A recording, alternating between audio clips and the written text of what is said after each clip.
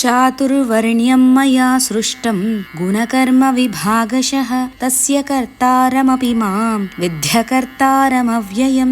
ఈ అనంత విశ్వం నా చేత సృష్టించబడింది. ఈ విశ్వంలో ఉన్న మానవులు వారి వారి గుణాలను బట్టి వారు చేసే కర్మలను బట్టి 4 వర్ణాలుగా విభజింపబడ్డారు. ఈ సృష్టికి నేనే కర్తను అయినప్పటికీ అన్ని జీవులలో ఆత్మస్వరూపుడిగా నిలిచి ఉన్నప్పటికీ నిజానికి నేను ఏ కర్మ చేయను, ఏ కర్మ చేయవలసిన అవసరమూ నాకు లేదు, తనకు కర్తృత్వ భావన లేదు అనే విషయాన్ని ఇక్కడ పరమాత్మ విశదీకరించాడు. ఈ ప్రకృతిలోని 3 గుణాలు సత్వరజస్తమో గుణాలు ఉన్నాయని మనం తెలుసుకున్నాం.